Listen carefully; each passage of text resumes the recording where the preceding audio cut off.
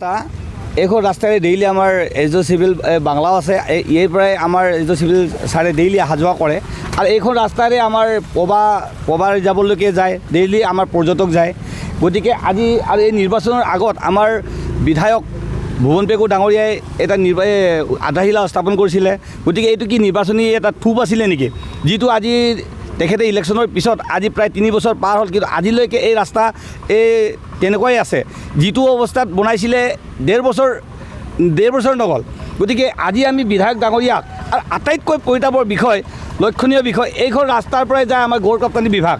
গতিকে গড় কাপ্তানি বিভাগৰ যিটো ৰাস্তা, কিন্তু নিজৰ ৰাস্তাৰ চোতালৰ যিটো ৰাস্তা তাকেই আজিলৈকে মেৰামতি কৰিব পৰা নাই। গতিকে আমি বিধায়ক মহোদয়ক আমি অনুৰোধ জনাইছোঁ, আপুনি এই ৰাস্তাটোক নবনোৱাৰ কিবা আপোনাৰ স্বাৰ্থ জড়িত আছে নেকি, নে অকল আপুনি নিৰ্বাচনী থূপ হিচাপেই আপুনি ব্যৱহাৰ কৰিছিলে আপোনাক। গতিকে আমি অনুৰোধ জনাইছোঁ, যিহেতু আপুনি নিৰ্বাচনৰ আগত আমাক এইটো ৰাস্তা বনাই দিয়াৰ আধাৰশিলা স্থাপন কৰি আমাক যিটো আশা দিছিলে, গতিকে আমি জোনাইবাসী ৰাইজৰ কাৰণে এইটো বহুত দুৰ্ভাগ্যৰ বিষয়। আপুনি অতি সোনকালে আমাক এই ৰাস্তাটো সোনকালে বনাই দিবৰ কাৰণে আমি অনুৰোধ। হয়, মোৰ ঘৰ অলপ আগতে আছে। ইয়াতে ডেইলি আপোনালোকে অহা যোৱা কৰে? হয়, ডেইলি অহা যোৱা কৰি আছোঁ। এই ৰাস্তাটো যে অৱস্থা বেয়া, কি ক'ব? এই ৰাস্তাটো আজি বহুত দিনৰ পৰা এনেধৰণৰ জৰাজীৰ্ণ অৱস্থাত আছে, যিহেতু আমাৰ গাড়ী মটৰ চলাত বৰ অসুবিধা হৈছে। কেতিয়াবা ইয়াত বৰ ডাঙৰ এটা অঘটন ঘটাৰো তেনেকুৱা ধৰণৰ সমস্যা হ'ব পাৰে। লগতে ওচৰতে আমাৰ মেডিকেল আছে, মেডিকেল মানে হস্পিটেল আছে, য'ত নেকি আমি ধৰক ইয়াৰ পৰা বেমাৰী অহা যোৱা কৰিবলগীয়া কণ্ডিশ্যনে বেমাৰী অনা নিয়া কৰা হয়।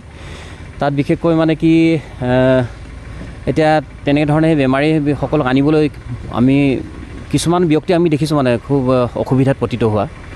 এতিয়া লগতে আমাৰ ওচৰতে আমাৰ সন্মানীয় চিভিলিষ্ট SDO ছাৰৰ ঘৰ আছে, অথচ তেনেকুৱা এটা পৰিৱেশত কেনেকৈ ধৰণে অহা যোৱা কৰিছে, ৰাইজে বৰ কষ্ট অনুভৱ কৰিছে।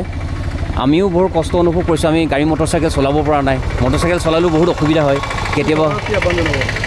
চৰকাৰক আমি এটাই অনুৰোধ জনাওঁ, এনেধৰণে এটা ৰাস্তা পদূলি যদি বেয়া হৈ থাকে, তেতিয়াহ'লে আমাৰ প্ৰতিজন জনসাধাৰণে অসুবিধাত পৰে। সেইটো কাৰণে খুব সোনকালে মেৰামতি কৰি দিয়াৰ ব্যৱস্থা কৰিব লাগে।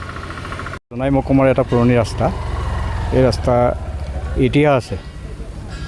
আমাৰ তাহানিৰ যিটো পুৰণা কংচিলেক, এই ৰাস্তাটোৱে অহা যোৱা কৰিছিলে ব্ৰিটিছৰ সময়ছোৱাত।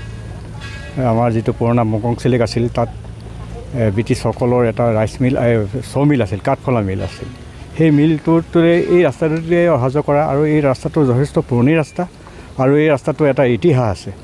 এই ৰাস্তাটোৱে আমি 3 মাইল ঘাটলৈ যাব পাৰোঁ। 3 মাইল ঘাটৰো কাষত থকা যিখন আমাৰ ধেমাজি জিলাৰ একমাত্ৰ জীৱিত বনাঞ্চল, পৱা বনাঞ্চল তাত আছে।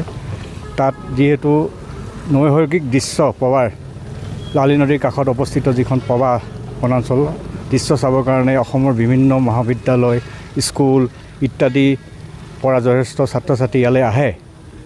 আমি খুব দুখ পাইছোঁ। আজি 1.5মান বছৰ আগত এই ৰাস্তাটো ৰিপেয়াৰিং কৰা হৈছিল, ৰিনোভেশ্যন কৰা হৈছিল, কিন্তু হঠাৎ কিছু সময়ৰ পিছতে, কিছুদিনৰ মাহৰ পিছতেই এই ৰাস্তাটো জহি হৈ যাবলৈ আৰম্ভ কৰিলে। ইয়াৰ কাৰ গফিলতি আছে আমি ক'ব নোৱাৰিম। হয়তো ঠিকাদাৰো থাকিব পাৰে, বিভাগীয় কৰ্তৃপক্ষৰো থাকিব পাৰে, কাৰণ তেওঁলোকৰ এটাই কথা ঠিক, তেওঁলোকৰ কোনো ধৰণৰ এই ৰাস্তাটোৰ ওপৰত সেই সময়ত যি সময়ত ইনোভেশ্যনৰ কাম হৈছিল, কোনো ধৰণৰ ছুপাৰভিশ্যন নাছিল, তেওঁলোকে নিৰীক্ষণ কৰা নাছিল। তেওঁলোকৰ কোনো বিষয়া কৰ্মচাৰী ইয়াত নাথাকে, অভিযন্তাটো দূৰৰে কথা, আনকি কনিষ্ঠ অভিযন্তাজনো ইয়াত নাথাকে, ছেকশ্যন এছিষ্টেণ্টসকলো ইয়াত নাথাকে।